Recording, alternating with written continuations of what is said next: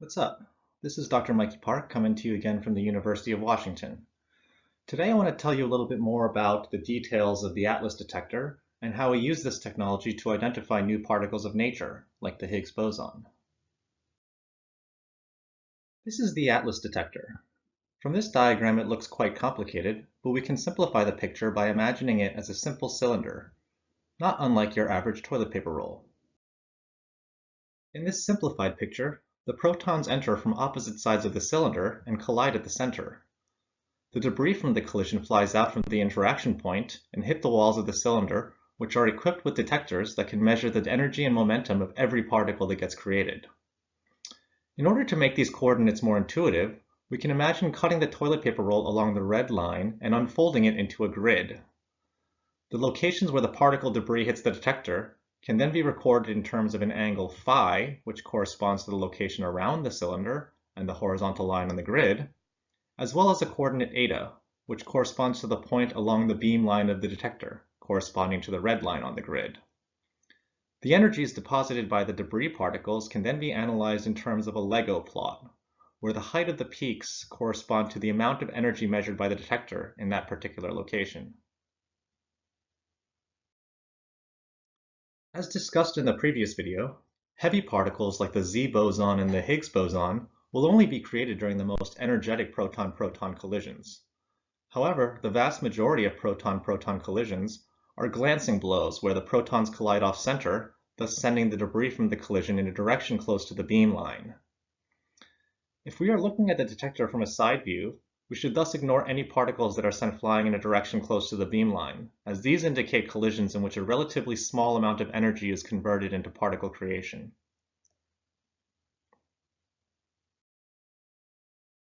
In a head-on collision, the particles are sent flying in a direction perpendicular to the beamline as shown here. This direction perpendicular to the beamline is referred to as the transverse plane.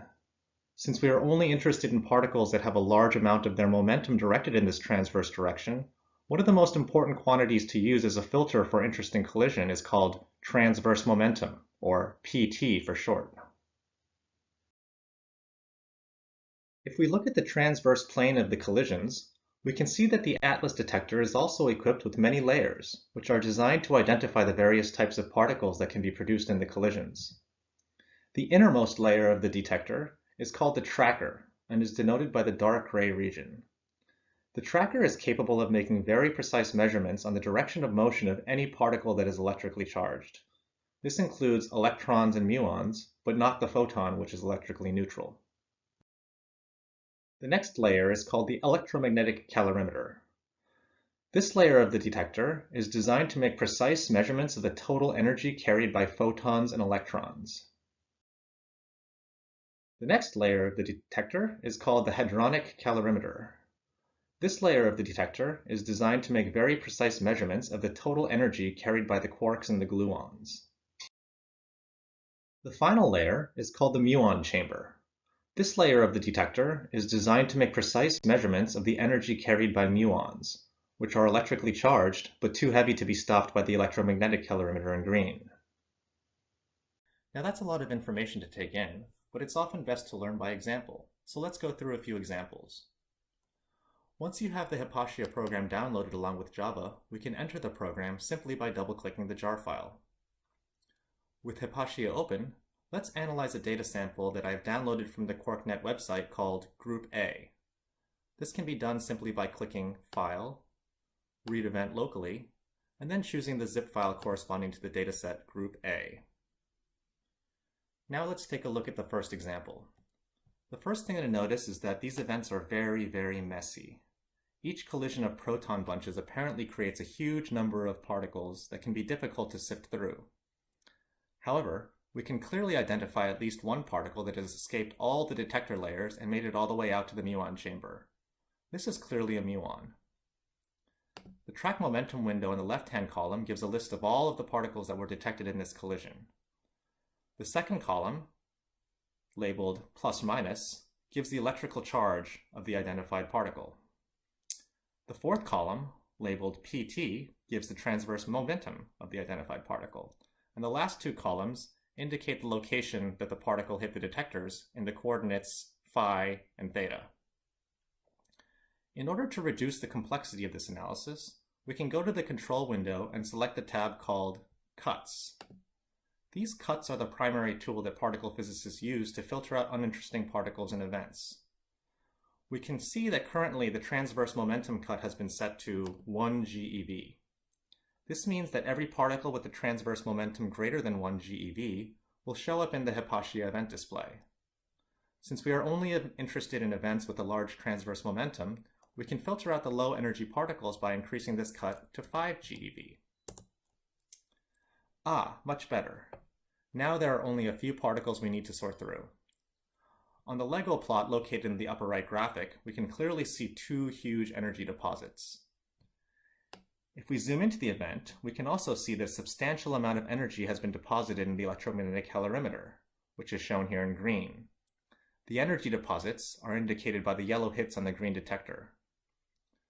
With the low energy tracks filtered out, it is easy to see that these energy deposits line up with a distinct track that has been picked up by the innermost detector.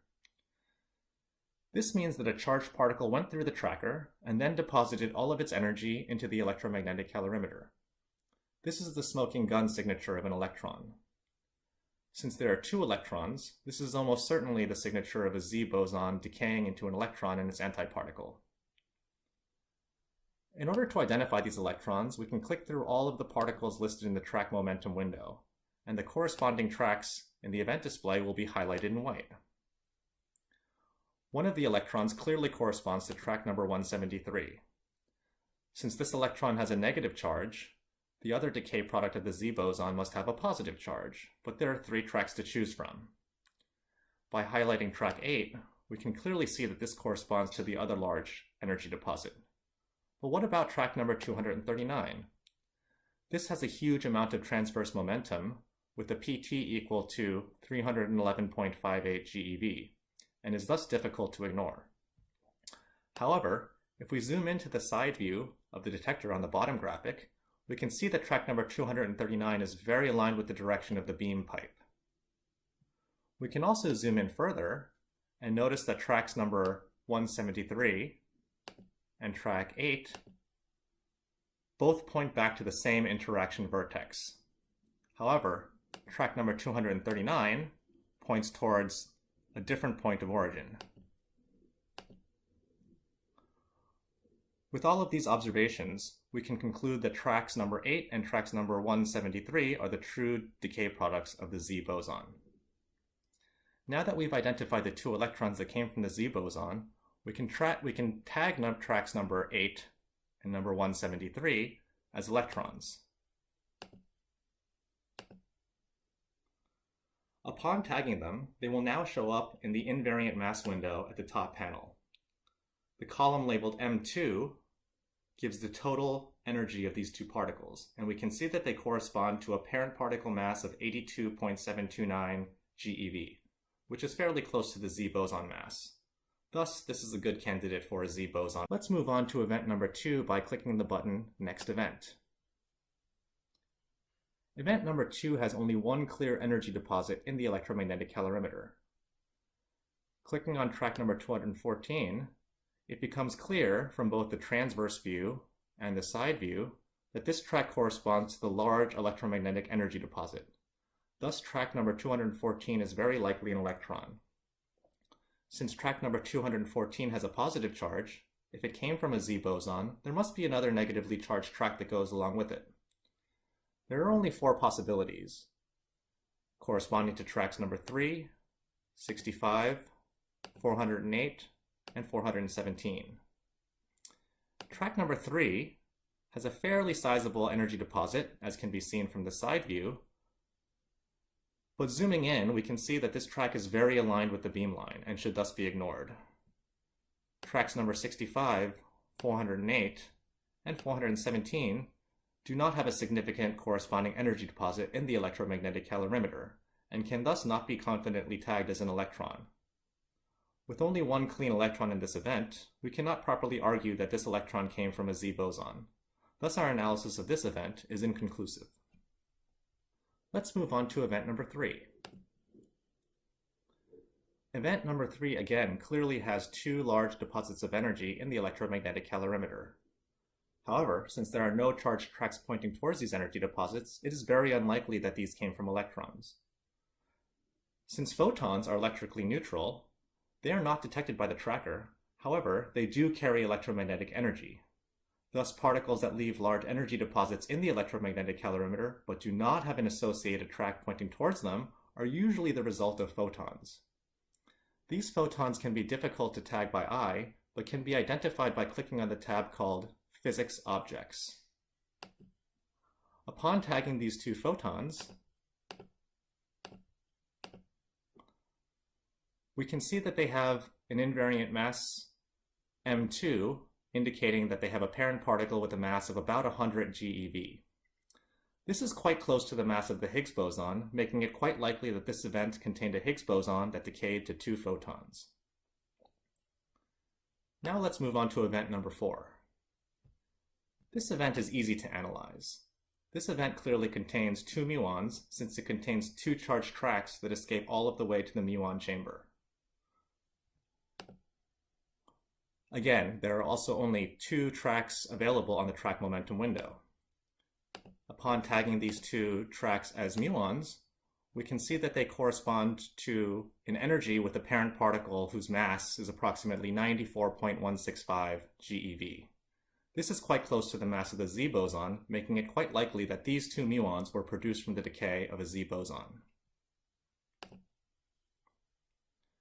Now let's move on to event number 5. This event, again, has two clear energy deposits in the electromagnetic calorimeter.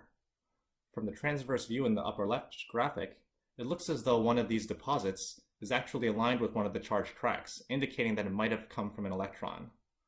However, when we zoom into the side view, it becomes clear that the track and the electromagnetic energy deposit are not aligned.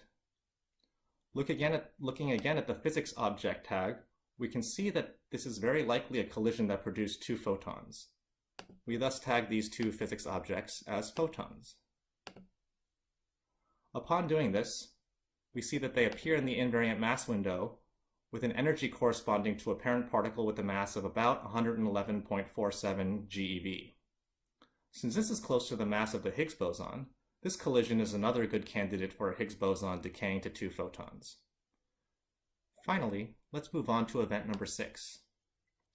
This is a spectacular event with two clearly identified muons.